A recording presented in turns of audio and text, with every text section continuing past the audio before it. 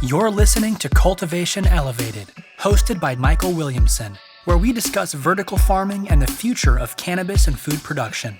You'll be learning key insights for vertical farming success from leading industry operators, growers, and executives.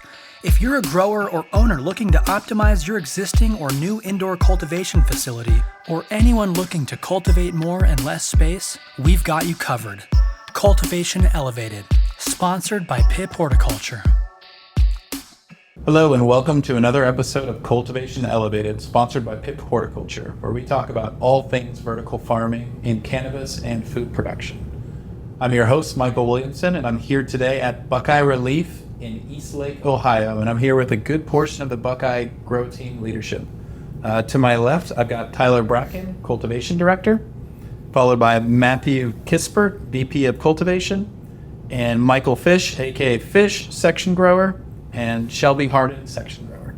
Thank you so much for taking the time. You're taking a lot of time with me today now to be in your space. And I was lucky enough to come here about 3.5 years ago when you guys were just getting started. So it's been really great to see where you are today. Matt, if you can take just a little bit of time and just describe, the building size and some of the operations that you have here at Buckeye. Yeah, so the building itself is about 60,000 square feet.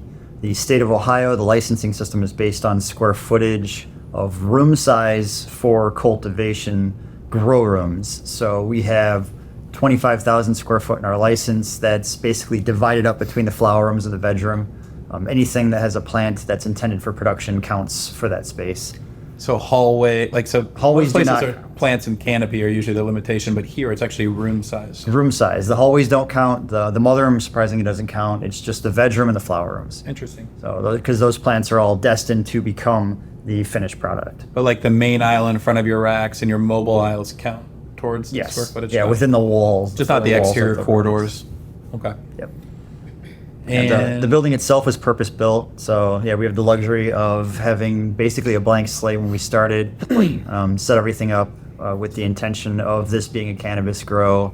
We knew early on in the license writing process that we were going to have 2 levels, so we kind of factored that into how the building was phased on, if you will. So when we first started, we didn't have the second level installed, but we preemptively put in all the electrical work, we put in the ducting, we put in the curbs for a second HVAC system on the roof, basically set the stage. So our second level expansion was almost plug and play. It took us 2 weeks to add the second level onto the rooms, including getting the HVAC set up. It's incredible, by the way, right? From a planning standpoint, to be able to transition, most people think of a phase 2 and it's like permits, construction, people in and out of your space, but you were able to completely double your canopy in 2 weeks. Mm-hmm. And what's the other thing you have to do? You have to oversize your racking height, I imagine, right? Yeah. And now the regulations, though, that 25,000 square feet, doesn't matter how many tiers you have. Is that correct? It does not. We could be a skyscraper. You could technically be a skyscraper, right? So maybe a weird loophole in the regulations. It's interesting how regulations in any state shape a lot of what comes next. Some of them make sense and some of them don't make sense. Well, if we could take a moment to maybe just go one by one and tell me a little bit about your background. Absolutely. And kind of what you did before this, and I'll start with Tyler here. Cool. Yeah, I'm Tyler Bracken. I grew up in Bay Village, Ohio. My background was really with contracting. So I was a contractor for 7 years, so a lot of manual labor, and then decided to get into the cannabis industry. Went to school for cannabis. I had an internship out in California where I learned a ton, and decided that I wanted to take what I learned from California and come back to Ohio and really start something fresh here and be around my friends and family. That's awesome. As we were talking earlier, it's like every grower's dream. Yep. Yeah. Definitely. How about you, Matt? I grew up in Illinois, went to graduate school in Minnesota, and then worked for a greenhouse and hydroponic equipment company in Iowa before eventually moving to Ohio, doing a somewhat similar job, and then got contracted to assist Buckeye in the beginning and then got brought on full-time a little bit after that. Awesome. And you have a degree in I have horticulture as well? Yeah, master's degree in horticulture. Awesome. Michael Fish. That's me. So I actually have a restaurant background and a little bit of a computer technology background. I grew up working in restaurants, and I went to a trade school called Auburn Career Center to go for computer networking, which didn't necessarily work out. So that more or less landed me thinking of what I wanted to do. Buckeye Relief showed up, presented itself to me, so I jumped ship, went right on there. I actually started the day of the pandemic, March 16th. And then about 6 months after I was working in cultivation staff, I became a section grower, and I've been loving it ever since. Awesome. And how about you, Shelby? Yeah. So I'm from Elizabethtown, Kentucky, where obviously the weed industry hasn't really hit there yet. So definitely didn't see myself in this industry at all. But most of my experience comes from sales and inventory. So basically, my husband was in the military, and we moved from Kentucky to Ohio here, and the job presented itself to him. So I took that jump with him, and we're here now. That's awesome. Worked here for about the same time that Mike was saying, for about 6 months, and then ended up getting the section grower position as well. Have you guys ever worked in a startup before, or was this kind of like the first like boots on the ground startup? So I haven't worked in a startup in the cannabis industry, but growing up, my parents started a meal prep business. So working with them, long hours, closing up the shop, Whatever it takes. Yeah, it really showed me how much work can go into a startup in that regard. I think it's one of the things that surprises people a bit. It sounds fun. Right. But startups also have some level of controlled chaos and unknowns and pivots and, hair pulling moments and team bonding moments. But sometimes there's certain people they're just not built for startup. They really need like hyper structure. That's kind of what they thrive in. So it's always interesting when someone tries to join the cannabis industry that comes from a really structured environment and they happen to join a company that's, year one. Oh, yeah. There's a lot of pivots and changes that you have to be able to roll with. Yeah. We've had a lot here, actually. Light feet. It's important, right? Yeah. So let's talk a little bit about the title section grower. It's not a new concept by any means. I know that we use that a lot in traditional horticulture, especially with large greenhouse operations. But for someone who might be a new listener to this podcast, can you describe kind of what a section grower is and the roles and responsibilities there? So a section grower is somebody we're basically the plant's parents for the 9 weeks from veg to harvest. So we take care of them from when they are little 1 foot little babies to up to 5 feet tall monstrosities that are a pain to work on, but we love them anyways. We take care of them. We go through our pruning events. We lead our pruning events, our defoliating events. We work with other parts of our department to do our trellising events, and it's basically just the section growers that go through and train our plants, which is one of our big crop steering events that we have here next to pruning and defoliating. And so you have a dedicated space? Yes. A space of about 6,000 square foot vertically inclined grow room, which is our home for the whole time we're here. You're responsible for everything that happens in that space? Yes, the team, the people.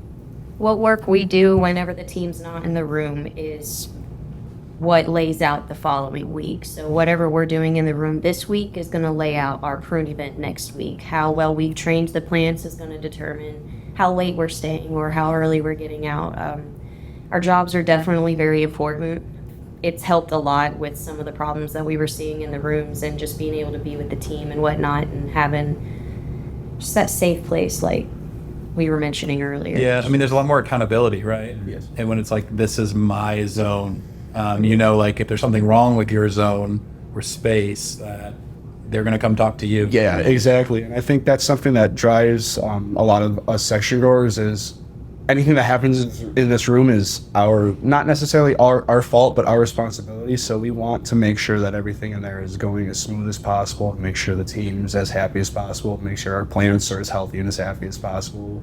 We're also considered like one of the first lines of defense to anything happening to those plants. So that's why it's good for us to get eyes on the plants at all times to let IPM or Kispert or Tyler or anything know that something's wrong with them, if anything's wrong with them. There's another story here too that is really a story about starting with minimal cannabis experience, but you guys both came with hard work, ethics, communication, all those key things in leadership, and you were able to actually, quote unquote, climb the ladder here at Buckeye. For someone that may be listening who is either just started in the cannabis industry and maybe is discouraged that they're not going to get that shot or that chance, or maybe someone that has been thinking about getting in the cannabis industry and is just kind of on the fence on whether they should or should not, is there a message that each of you would have for someone like that?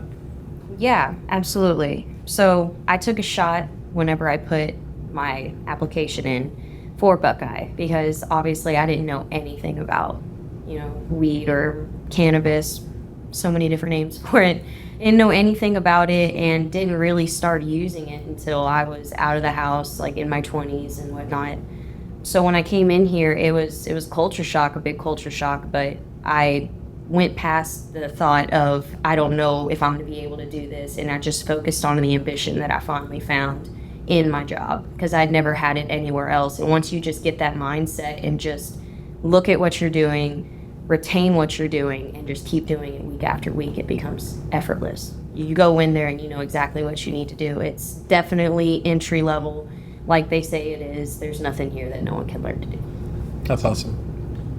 Yeah, so one thing I would say is anybody getting into the industry would be learn everything when you come in. Like, create good habits while you're learning what you're learning.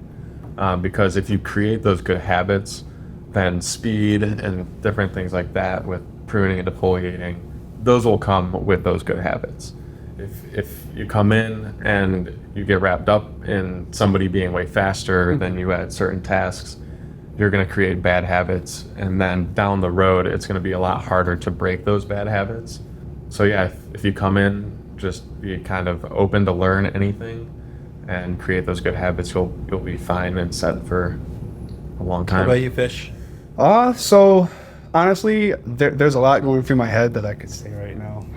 Thinking about it, really don't give up is pretty cliche to say, but no matter what you do, no matter how many times you're knocked down, you have to continue to get back up and continue to do your best and put your best foot forward no matter what. It doesn't matter how much education you have on this certain subject. It doesn't matter what background you come from. It doesn't matter where you come from, for that matter. Like, I'm from Paynesville, didn't think I'd be doing this, but now I'm actually a pretty big part of this company, and I was a dishwasher in a restaurant for most of my life. I didn't think I'd be doing this. So just don't give up, have a positive mindset on everything, and try to smile. Sure. That definitely helps. Have a little fun. No, I mean, I think you said it well. A lot of people get discouraged when they first get in this space, and they're like, oh, I'm not being recognized or something. And I don't know if that's like this millennial, Gen Y, Gen Z. I don't even know what all the generations are these days, but you have to shine. I always tell them, like, you have to shine extra bright every day. Be consistent. And you can't just do it when your boss walks in the door. You have to do it all the time. You have to do it when nobody's looking. Because guess what? Somebody's always watching. And somebody's always aware of, like, who that person is. Like, as a leader, like, you know who your ambitious hard workers are that are consistent, right? Oh, but, absolutely. Well, when you're met, because I'm sure you had a lot to do with some of these elevated roles, like, what are you looking for as a leader in this group when you're looking to, move someone up in a position? Like, what are the key traits or characteristics that you kind of look for? Basically, just people that show up, that have a positive attitude, that are always kind of stepping forward. There's a lot of opportunities to learn a lot of new stuff in this industry, and a lot of us came into this industry not knowing anything, and so a big part of it is admitting, yes, I don't know that, but I'm willing to learn. And if you teach me and provide me the tools necessary, I will prove to you that I'm worth the investment. And it's finding those people that are willing to constantly step forward and say, you know what, I don't know how to do that, but I will figure it out, but you help me. And those are the ones that rise to the top. The people that just show up, punch a clock, and go home at the end of the day. I mean, every job has people like that. But those aren't going to be the ones that ultimately become leaders in the company. Mm-hmm. I think you said it right. Step forward, right? Like, when you're in a discomfort position, like, don't stray away from it. Like, lean in a little bit, right? Mm-hmm. Understand why it's uncomfortable. Once you're comfortable, you need to put yourself in an uncomfortable position. Exactly. And there's a lot of times too, we look at like, let's say like a lot of the celebrities in our world, or a lot of the leaders like, like Kispert or even Andy or anybody. We don't understand how many times have they fallen down before they've gotten back up to where they are today. And I think we need to realize that you're going to fall down a few times before you get to where you're supposed to be. And I think that's just a part of life, Especially in the cannabis industry. I mean, you're going to make mistakes. You're going to over prune a plant. You're going to under prune a plant. As long as you learn from that and move on and don't repeat that, you'll be golden. Nice. So this facility strategically started off as a single tier facility, but you set it up for success to go multi-tier with less effort than a typical construction multi-phase process. Can we get into that a little bit? Because there's pros and cons there. But I'd love to know more about the mindset of, hey, we're going to start first tier, here's why. We know we want to go to second tier, here's why. And kind of, I guess, what drove a lot of that decision making originally? So there was a lot of market research. We looked at other states that have medical programs. What was the growth curve of new patient signups?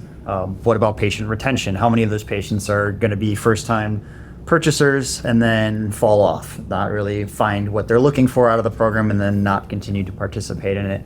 And once we kind of had those numbers, we settled on, let's go for the first year at a single level.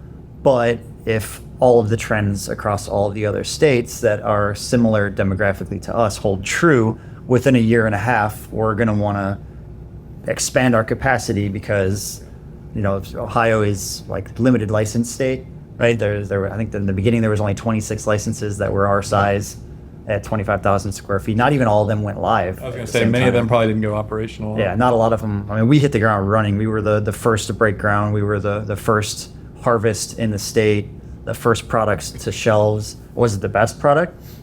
No, admittedly. But it was the best legal product in the market at the time. Yeah, absolutely. But we, set out from the beginning to really like set ourselves up for success, if you will. And, that involved a little bit more money up front. We had to have the racking that was tall enough to accommodate the second level. We didn't have, double the lights or anything like that. That all came later. It was just basically the building size, the racking, the post-harvest. You had to plan, though. I mean, that's the con to me, is the initial capital expenditures up front, right? Mm-hmm. If you're going to set yourself up to go second tier with ease, you're going to spend more money up front. That's the big con. Mm-hmm. But you guys pre-did your electrical, right? Mm-hmm. So you were literally just plugging lights in most cases. Yeah, we set up with enough power, knowing we were going to double the HVAC and double the lights. So and you did the curbs for your HVAC, but you didn't purchase the HVAC, which is smart because it's expensive and it's just going to sit there. And then, you oversized the height of your rack so that you could just basically get some horizontal beams in there, add a tray, buy a light, you're kind of off to the races. Yep. Yeah, we even had our lights set up to where the lights that we had in our phase one were hanging from the ceiling on chains all the way down, and then we just literally raised them all the way up to the ceiling and then slapped the rows on and then put a different fixture underneath. Oh, that's right, because your Fluence and your Vipers originally? We have the Vipers up top. Your Vipers up top and spiders down below. Got it. And then Fluence is plug and play, like their cables all plug into each other really all easy. All the flex wiring systems. Yeah, we didn't need an electrician to hook up the second level at all. I mean, the advantages there as a grower, when I think about that, it's like, you mentioned it earlier, I think it was like building the airplane while you're flying it. Every grower in the cannabis space mostly that one hits hard at home because they're all used to doing that too. But by doing this, you were able to not really have to pull a whole bunch of additional permits, not have a bunch of contractors in and out of your space for months and months while you're still building. And, there's always biosecurity risk with that. How long did it take you to go from single tier to a multi-tiered environment with all that pre-planning that you did? So each flower room was about 2 weeks. So you're able to convert over a single tier flower room to a multi-tier flower room in 2 weeks? 2 weeks. Yep. 2 weeks of downtime. Yeah. So we harvested it, cleaned it out, brought the crane in. The crane was here for 6 weeks, dropped the units down on the roof while the units were getting installed on the roof. And that was the only contractor part, was the HVAC. Everything inside was done by the team, like just the cultivation team, since we had the downtime without having that room to take care of. Like we all put the tables in, hung the lights, did all that stuff on our own.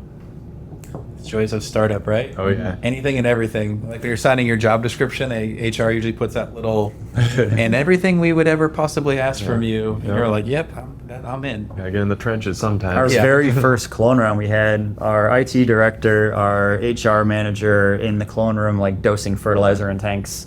I mean, everybody, like you said, with a startup, it was all hands on board. Though you guys were the first, and I think from a lot of outsiders' perspective, you're like, oh, these guys are the biggest, they're all this stuff, but you're not like a really corporate company. You really have kind of single leadership up top, and you don't have big committees where you have to make a lot of decisions. So where you may look like a big corporate entity, you're actually, small business that's very nimble, and you're able to make changes very quickly because of this. How much freedom from a leadership standpoint do you have with some of these, like when you see a problem and you know the answer to it? Is that something you can just go and address on your own, or do you need to flush it up the chain and get things approved, or is that is it a long process? I guess the slightly vulgar phrase I always come back to is the owners give us enough rope to hang ourselves. Sure. So it's single owner company, and basically they brought the team on board with the expectation that we would do the job we were hired to do.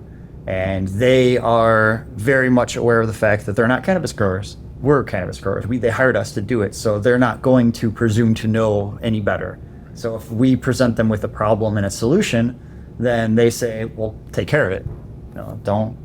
We're here to see what you're doing and to interact with you, but you guys are the experts. That's why we brought you on board. So we're going to defer to your judgment for most of the decisions that happen. And that agility has been amazing. It's allowed us to innovate. It's allowed us to play around in the space and figure out ways to improve. We make mistakes, and lucky for us, they're accommodating with that.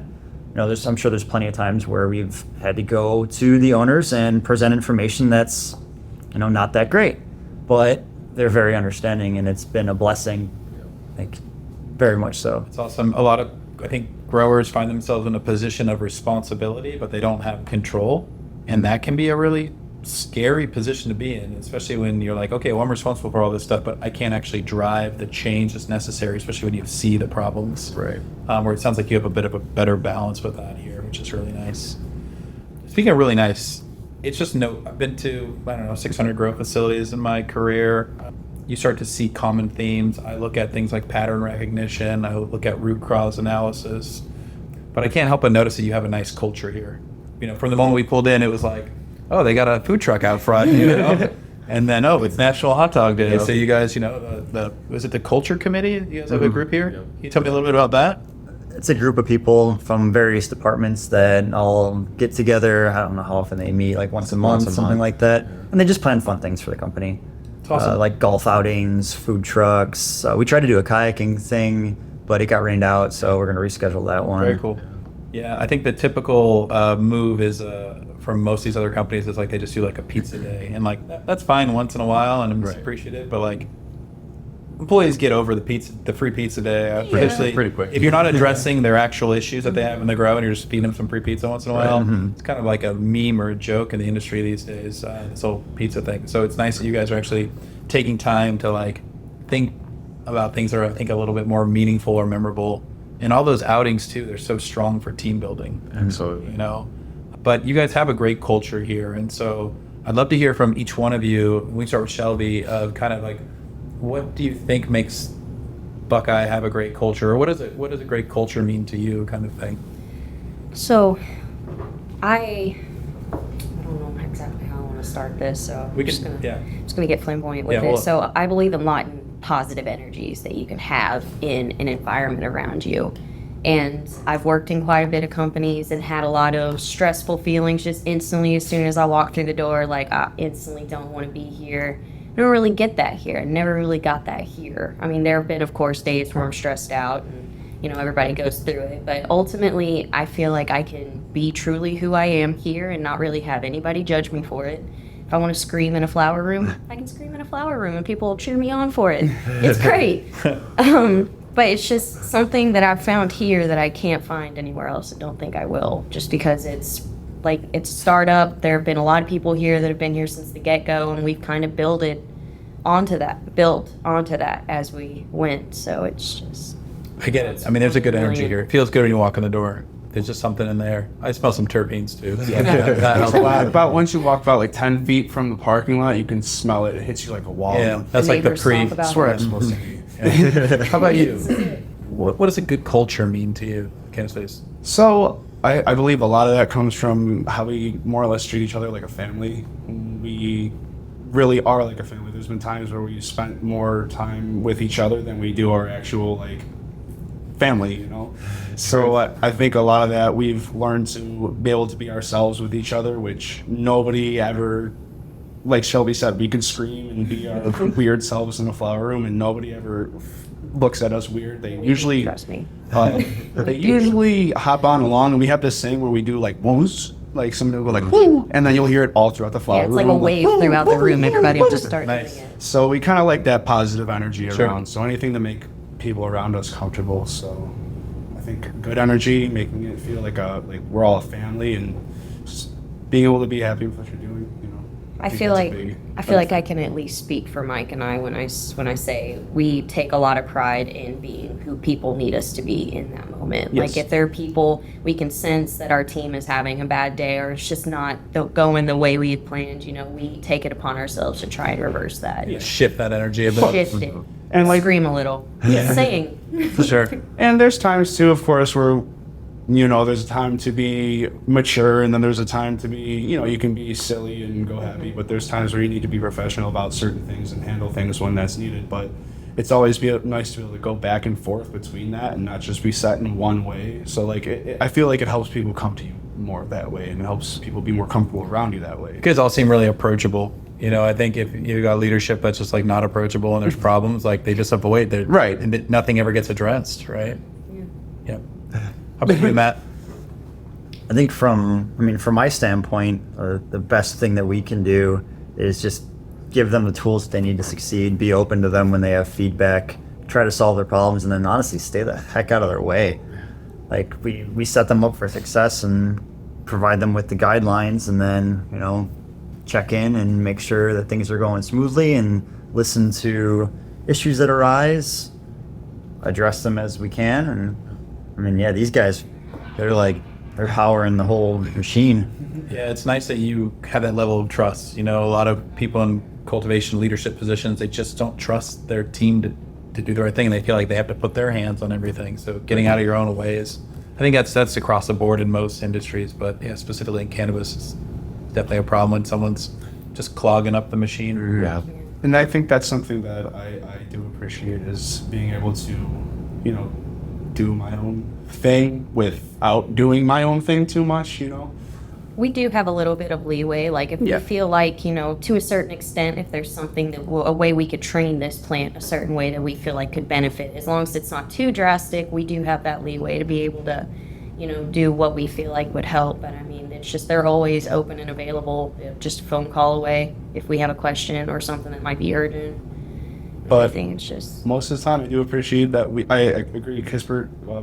You guys do give us the tools that we need, and it's nice because y'all just stay out of our way and let us do our thing. And most of the time, when it's like that, everything gets done the way it needs to get done. How about you, Tyler? What's what defines a good culture in a cannabis business? So, like they've pretty much touched on, one of the biggest things that I've pushed since I've been in a leadership position is to be yourself, to come in here, to not have the stresses from outside life, just to come in, enjoy working with weed, enjoy being who you are, and then, yeah, like them knowing that they can come to me at any time of day, they can call me at any time of night, like just being there for them when they need is a really important aspect to me, because yeah, life outside can be pretty stressful, and if they have a safe place to come, and even better, it's work, like that. Sure. I feel like that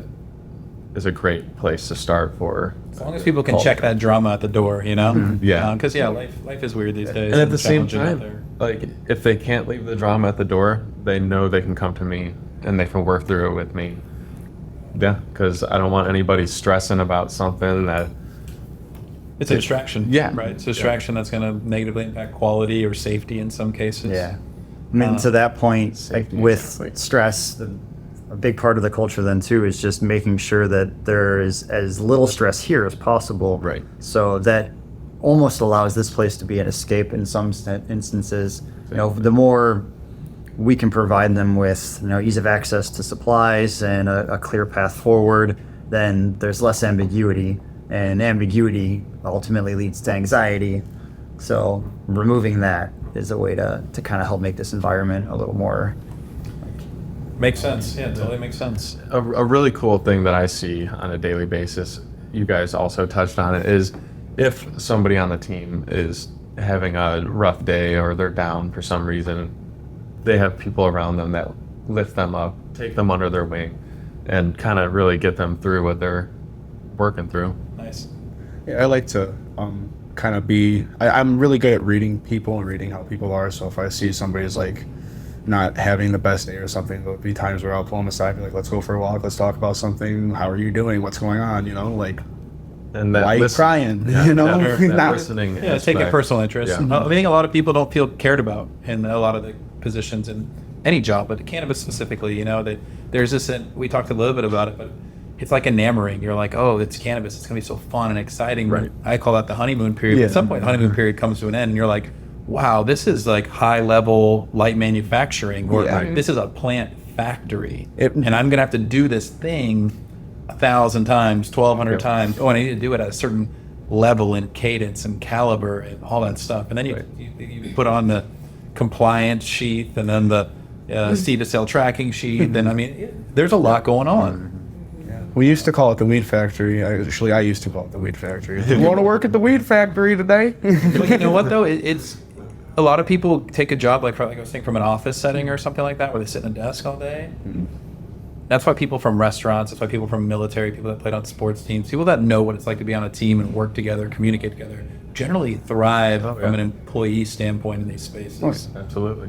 And this place is so bigger than any one person, and I think it's clear that you guys all know that.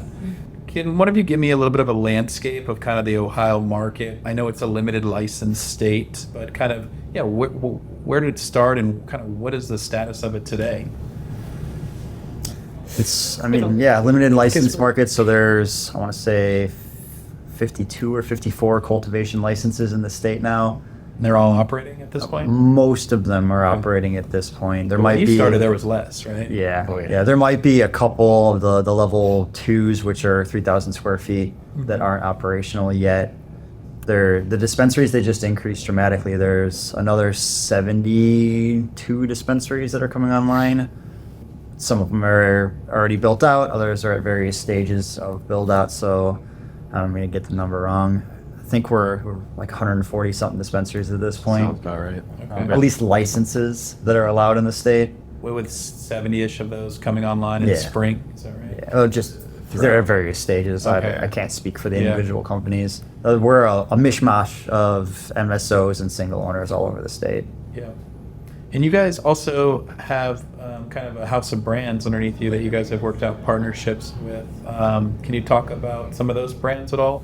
Yeah, so we have some marketing affiliates that we work with. We have Old Pal, which is like a loose ground.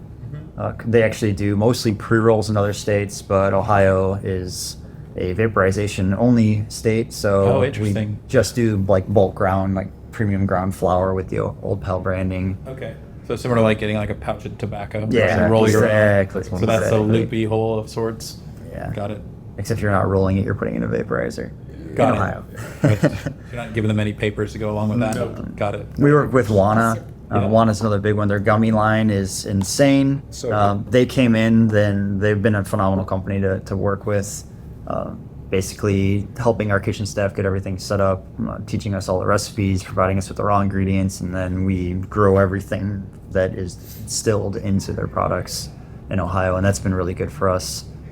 I wish I knew how many gummies we've made to date. It was at 700,000? Something like that. The gummy craze is crazy. Yeah, I mean, they're It's awesome. It's wild. Yeah. Gummies And are it's great. interesting how someone who's not familiar with cannabis, if they were to like hand a joint to them, they're like, oh, no. But you hand a gummy to them and they're Right. like, oh, give me that thing. Right. It just shifts the whole mindset, and because it's not sure exactly why that is, but Maybe takes the stigma off of having to like smoke it. Sure. You know what I'm saying? You're just eating a gummy and you're just like feeling but good off of it. gummies can sneak up on you too. Yeah. And I know from like just some family members, they just don't like smoking in general. Sure. No matter what it is. So if they can still benefit from cannabis but not have to smoke it, they'll go that route. Oh, and Ohio is only medical at this time. too. Correct. Yeah. Is recreation like around the corner, or is it years away, or is it So, an unknown factor? There is a ballot initiative that was supposed to be on the ballot this year, but for various reasons that we won't get into, got kicked to next year. So it's a voter initiative, basically. But even after that, it takes so much more time. So you guys are probably still optimistically 2 years away. We're cautiously optimistic that if it passes next November, then we'll be good to go rec in 2024. Okay, cool. That's exciting. And right now in the state of Ohio, there's roughly 200,000 registered patients. Is that? Oh, it's more than that. It's more than I that. don't know the exact Okay. number. That's a decent number, though. Yeah. Yeah. No, definitely. Yeah, I would say north of 250,000. Okay. What's Ohio? 12 million people, something like that. Yeah, it's. I was going to ask you all these hard stuff. Yeah, I know. I just left my notebook out of here for the. That's okay. This is where Leslie's good. I'm just teasing. Yeah, he is great. By the way. So, yeah, we've talked about culture, which a lot of people don't realize it's such a problem in the industry. A lot of people have toxic culture, and they don't understand why they can't hit certain goals. So certain KPIs or key performance indicators that have been set by their leadership. Well, when you have toxic culture, how hard are you really going to work in that culture, right? And so what I notice about people that have good culture is they have good productivity. And so you guys have pretty large rooms for an indoor facility, especially now that you're double stacked. Oh, yeah. And so earlier when I asked you, how long does it take to turn over a room or flip a room? It's a pretty short period of time. I was expecting you guys to be in that 5+ day. I was like, you're going to say a week. And then I'm going to cringe on the inside. But I didn't. You guys were like, it's roughly 48 hours. And you guys are flipping that room, sanitizing, cleaning, sorting, getting organized, all the metric stuff, and then repopulating in 48 hours, which is awesome. And a lot of people don't realize, they're like, oh, it takes me a week to turn my zone over. Well, in the cannabis world, if you're getting 5.5, maybe 6 harvests a year if you're lucky, that's a half a harvest you lost there. And when you put that in dollar amounts, it adds up really quickly of how much money you're losing every year that you could be putting in the company kitty. That all being said, you guys also, you not only do all these amazing things, but they're all validated, which is nice. It was nice to hear that from me today, because a lot of people, when I ask, you validate your sanitation process, and I'll start with that. So can we talk a little bit about maybe what validation means on a process? We'll use sanitation as an example. So if I wanted to validate the sanitation process, where do I even begin, and what does that mean? So I guess a little background on that. I come from a food background, and everything is either GIP-GAP or HACCP. And basically that means forward tracing, back tracing, and then process validation. So HACCP, hazard analysis, critical control points. You go into a production facility and you look at it and say, where are all my touch points? This is my final product, work backwards. Where are the touch points on that product? And then how do each of those touch points potentially influence contamination? So then once you have that list, you figure out, okay, well, what are my sanitation protocols for each of those touch points? And then how do I check those sanitation protocols to ensure that I'm actually doing what I think I'm doing? Is the rate of sanitizer that I'm applying working? Is the mechanical action that I'm using to apply the sanitizer working? Am I removing all of the material to ensure that it's actually getting clean? So what we did very early on was, come up with that list, and then basically, what it comes down to is we swab stuff. We take surface swabs off the tabletops to ensure that they're getting clean. We take surface swabs off the racks and the doors and the floors and the walls. Do you do that before or after? Or We do it before, we do it mid-clean, because there's multiple steps. There's cleaning and there's sanitizing, right? Cleaning is the removal I love you guys. You guys are great. Cleaning is the removal of debris. Sanitizing is surface sterilization of a cleaned surface. So we check at all 3 points. We want to see how dirty was it before we started, how thorough is our clean, and then is our sanitation exhibiting a high enough kill step? And that's what we did we used to do it every single round in multiple places as we developed our cleaning protocols. Now we use it more of like a process validation check. So we go in and do random spot checks to make sure that the gears are still working properly. We also do air sampling where we're using basically it's a pump that pulls air into a chamber that hits an auger plate and then gives us an idea of total yeast and mold counts, spore counts, contaminant counts in the air. So awesome. We know is our HVAC system functioning properly? Are the filters working the way they're supposed to? Are we doing something in the room that's causing us to stir material up that we need to be aware of? That's awesome. Yeah, I mean it's proactive, right? Versus reactive, and the cannabis industry is hyper reactive. Hard to be reactive. Out the gate, want to be proactive. Everything from our biosecurity protocols, like minimizing people that go through.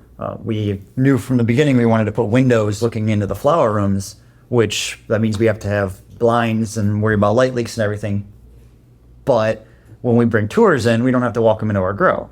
They can go peek through the windows and we can wave at them like Jurassic Park parks. Sure. Yeah, I spoke to someone who toured here and they were like, we went, but we didn't go in the rooms. We just got to look through the windows. And then I felt so privileged that I've gotten to go into the rooms. Yeah. But no, I mean, that's music to my ears.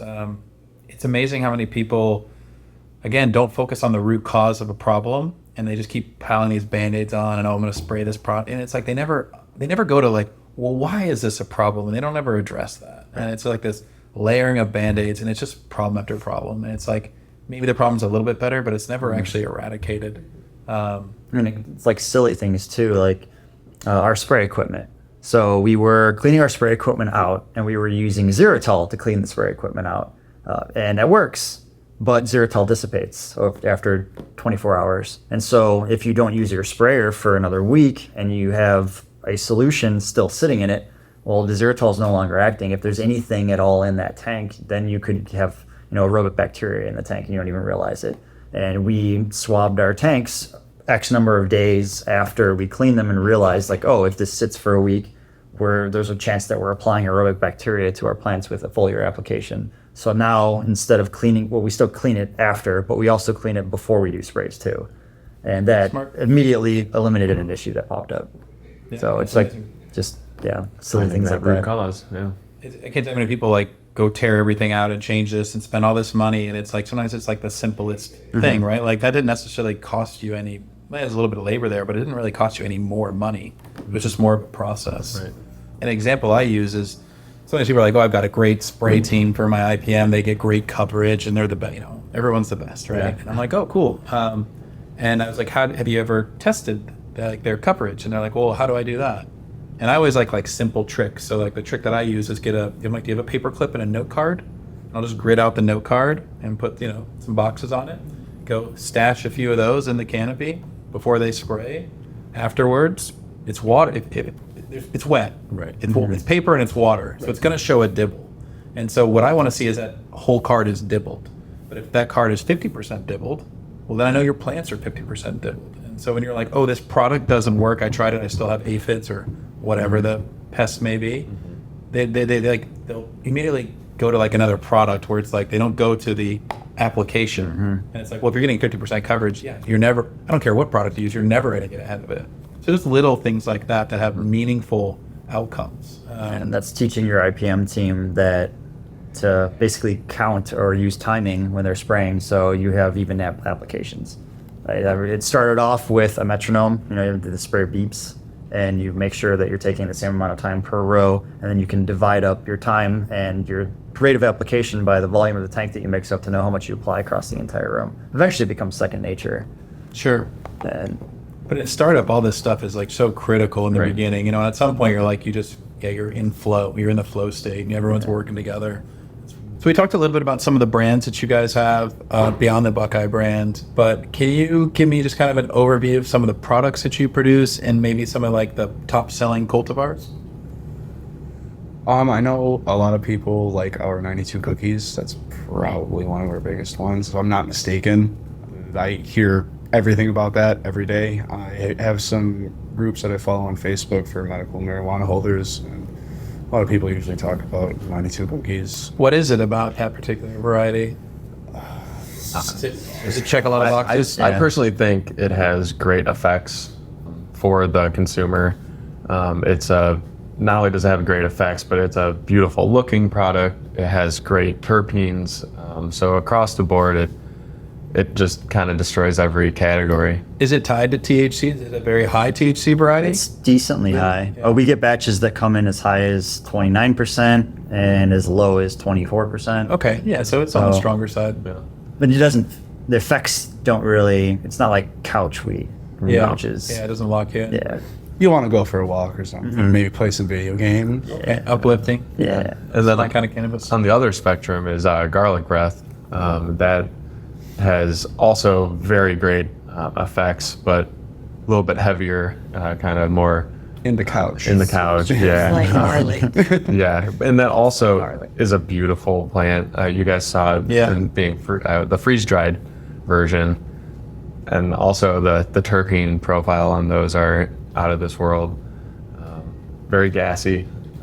Smells like old man breath. It's interesting when like connoisseur people describe cannabis. They're like, "Oh, it's got like a baby shit kind of." Right. But like poopy terp. It's a poopy terp, But you people know? are into that. They're like, Yeah. "It's real funky," you know. Love And they're that like, Yeah, it's yeah, funky. so- Funky. It's like our super sour orange. yeah. It smells like a Oh. gym bag full of socks and It oranges. smells like yeah. straight body odor. Yeah. Sometimes I it smells a can't little handle poopy. that plant. Yeah. But it sells. It's amazing. Oh, yeah. I love it. And then you have strains like pineapple upside down cake, where when you're working on it, when you're in that row, it feels like you're in Hawaii because the pineapple smell on it. I'd have every room in my house smell like that if I could. Nice. Yeah. It smells amazing. Literally smells like a fresh baked pineapple upside down cake. There's no ifs, ands, or but about it. It's crazy. You get a lot of names come through of stuff that's like very suggestive in the name for what it should smell like, and it doesn't smell anything like it. But the pineapple is just like, that's a pineapple. Yeah. You know, when we were pheno hunting that one, it was interesting because we had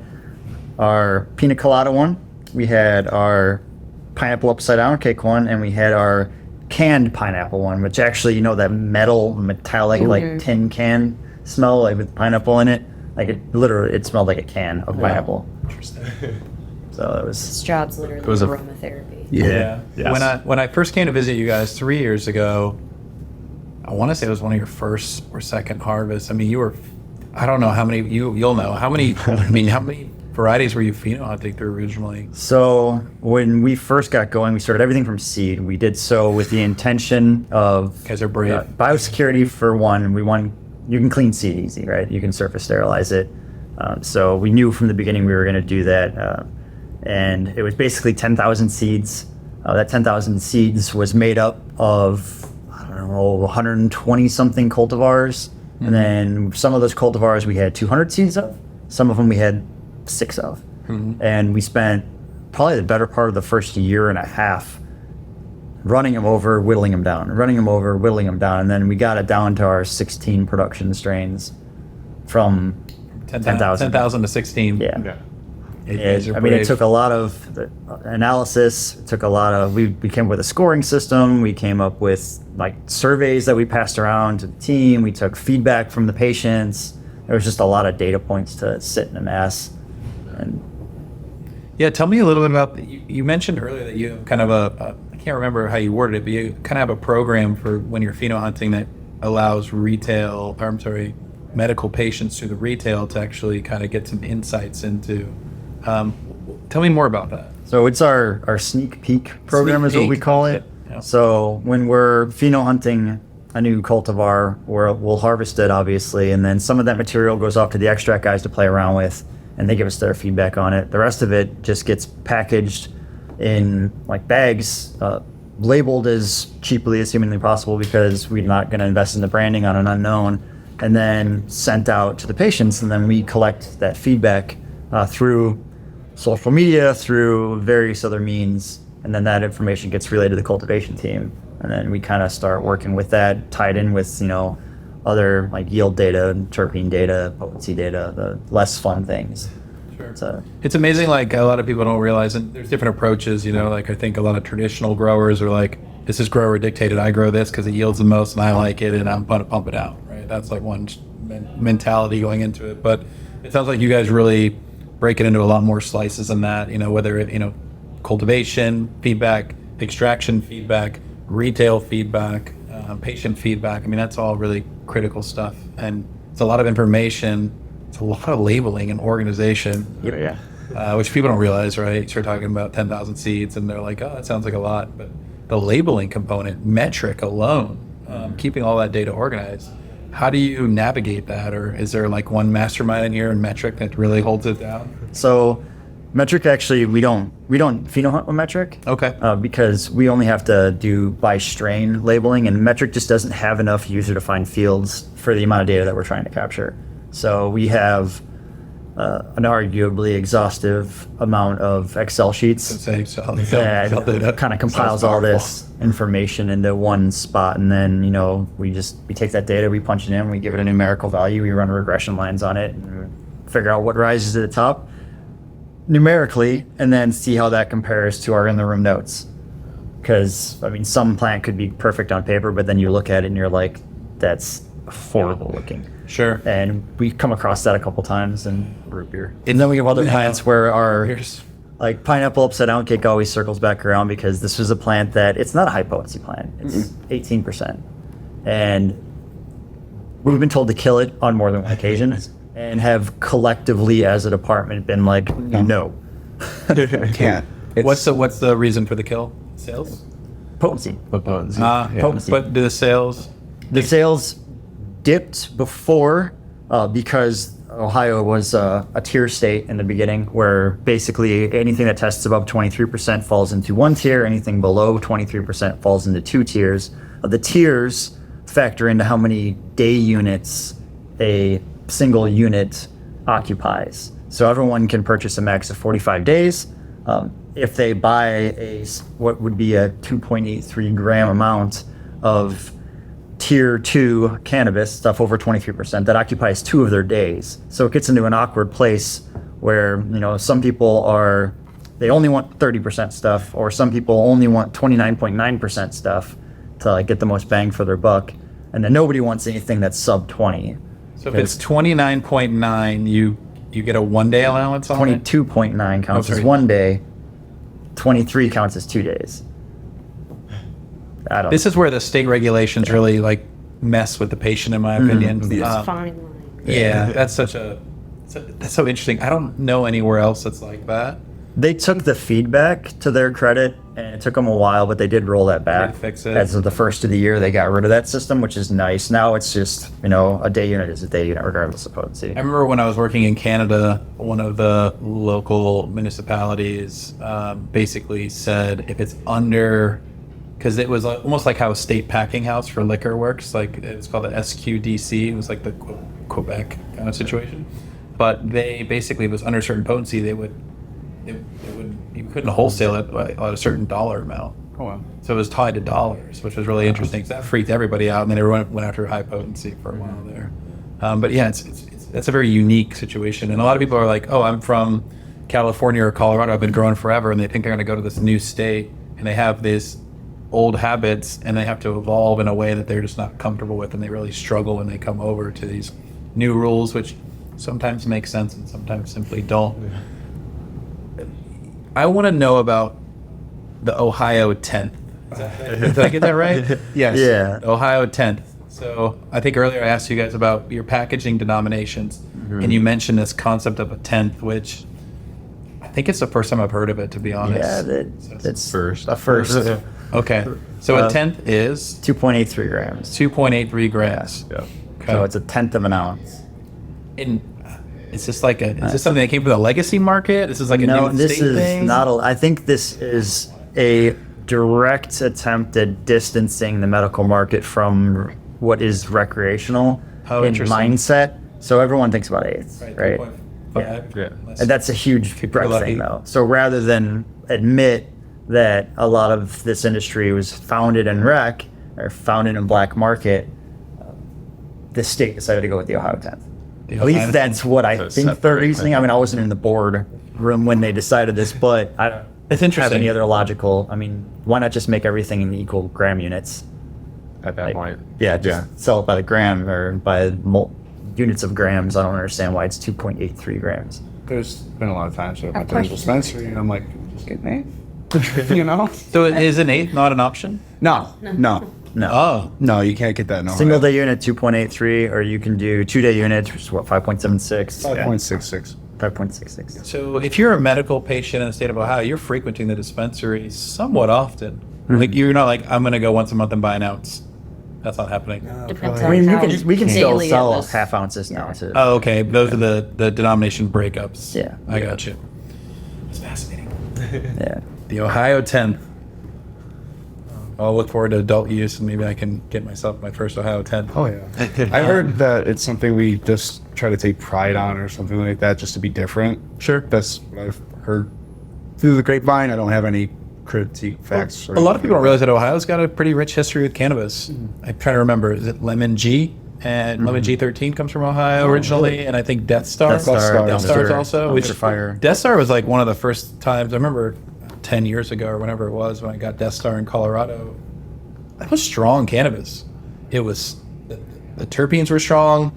The flavor, I mean, all of it was strong. The THC was strong. We grew a lot of Death Star early on. I think it was a little bit susceptible to powdery mildew or something like that. But we grew it. I would get rid of stuff. We grew a ton of Death Star. But a lot of people think Ohio and they don't think like cannabis. But you guys have had a strong culture here, like most places, secretly for a long time. Right. Right. I mean, great farmland, you know. Sure. North Coast. So we've talked about kind of where you started, where we are today, but what does the future hold for Buckeye Relief? Future. So, well, we got 2 of the dispensary licenses in the last round. So one of them is fully Congratulations. operational. Thank you. Thank you. It's up and running. It's Amplify in Cleveland Heights, and have been so blessed with the amount of positive feedback that's come out of that. That's the name? Amplify? Amplify. Okay. And I mean, we put a lot of passion into designing that, tried to think that through as many details as possible in the design, just from getting patients in, giving them a space to hang out, just keeping that as simple and straightforward and informational as possible. And it's been reflected in the reviews that we've gotten from the dispensary, so that's been great. We had a lot of people come from here to go over there to work. And what I think is probably the coolest thing that we do is because for the same company, we use a Teams app on our phone, and all of us are directly linked up with people on the dispensary side. So if a patient walks in the door and has a question about a cultivar or a cultivation specific question, they can ask the dispensary worker, who can literally just pull their phone out and like ding me or any of these guys. Yeah. And Cool. we can just like in real time answer their question. That's special. That's Direct that's link. very personalized. Yeah. It's I think it's probably the coolest part. Yeah, So, I it's haven't great. heard that too much. Yeah, that's awesome. Because not very often can you get like questions answered from the source. The cultivators. Honestly. Yeah. Right, like literally, somebody can literally contact me, be like, "Hey, what are the terpenes in blue diesel or something like that?" I'll be like, "Oh, think it out really quick."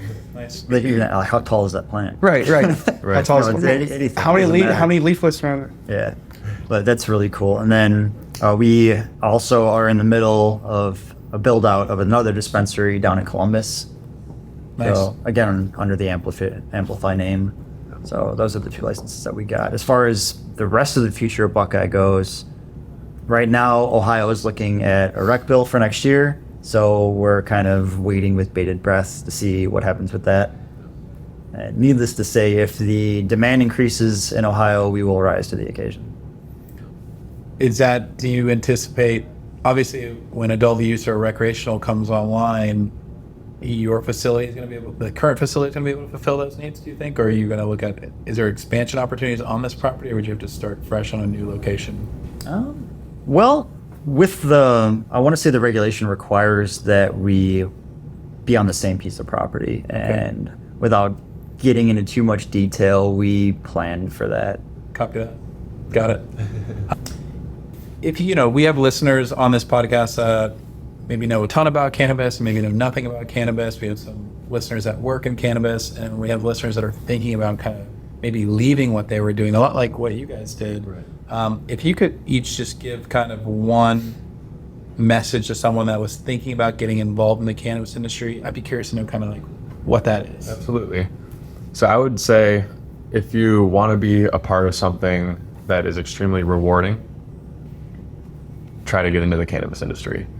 if you're not afraid of hard work, get in the cannabis industry. Because with that hard work comes great reward. Being able to see people benefiting from all of the hard work that you do put in is one of the best feelings. I know I have family members that benefit from cannabis, and it changes their lives in a good way.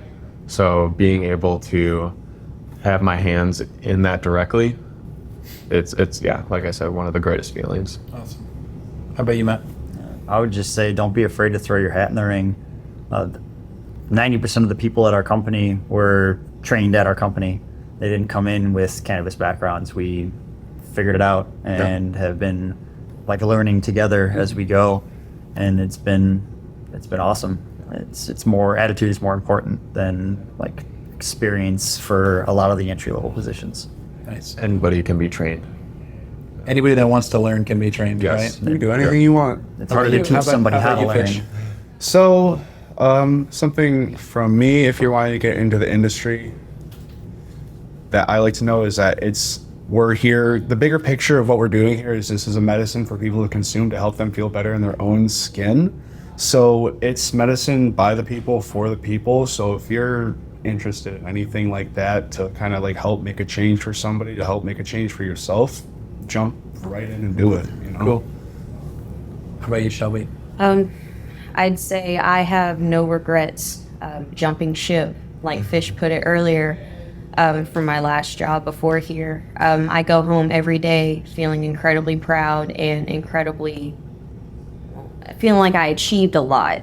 I feel like I just go home helping someone new every day. Even though I don't know who I helped, I know what effort I put in today is going towards a good cause. And I can't say I felt like that before at another job. You know, something different about it. That's all I can say. Yeah, it's Something special. different. Well, I've taken up a lot of your time, and I want to thank you because you guys are all incredible. You guys have got an awesome team, awesome facility, awesome products. Pip is really happy to be a part of your journey, and we're glad that we were able to kind of contribute to some of that success, and look forward to future innovations. You guys have been a great feedback loop and partner for Pip, so on behalf of Pip Horticulture, thank you very much. Awesome, thank you. And that's a wrap.